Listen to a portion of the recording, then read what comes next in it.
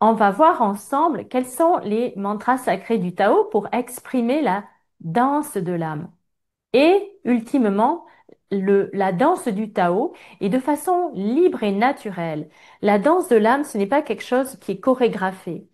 Il n'y a pas de chorégraphie. C'est notre âme qui va décider comment elle va bouger, comment elle va s'exprimer. Le corps nous parle, le corps s'exprime.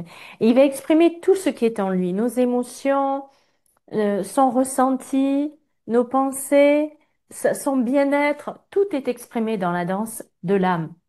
Et on va voir aussi comment le canal de la danse de l'âme et le canal de la danse du Tao sont connectés, parce qu'ils sont connectés tous les deux. Et le canal du chant du Tao et le canal de la danse du Tao sont aussi connectés. Donc la voix et le corps sont connectés. Donc si on veut avoir une danse de l'âme très très libre, en amont, il est important qu'on ait un chant du Tao très très libre. Donc on va travailler les deux, comme Maître Sha l'a enseigné pendant plus de 15 ans. On travaille d'abord le chant de l'âme et ensuite on travaille la danse de l'âme.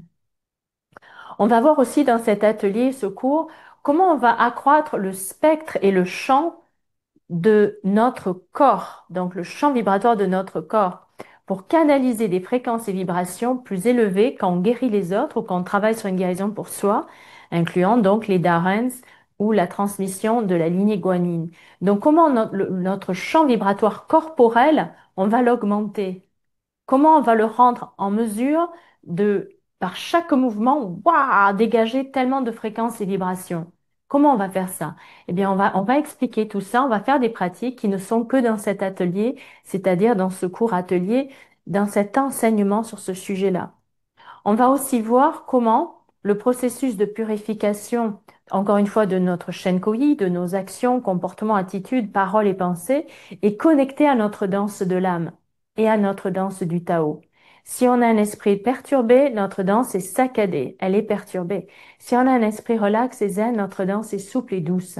Et quelle est la meilleure pratique que l'on peut faire pour garder ce canal de la danse de l'âme clair et ouvert? Et dans les enseignements anciens, la danse de l'âme est la plus haute voie de guérison de l'homme. C'est-à-dire le corps est le dernier aspect en nous à trouver l'éveil. C'est le plus lourd en nous, n'est-ce pas? Nos pensées volent, nos émotions sont légères, sont rapides, mais le corps, il est lourd il est lourd à bouger. C'est la partie la plus lente en nous, parce qu'elle porte les informations les plus lourdes en nous. Donc, c'est le dernier plan à s'ouvrir. Donc, c'est très important de l'aider et de travailler tout au long de notre vie ce corps pour l'aider à l'alléger, l'alléger, l'alléger, car il est le temple qui porte notre âme. Donc, j'espère que vous êtes aussi excités que nous. On est très excités de partager de cet enseignement avec vous.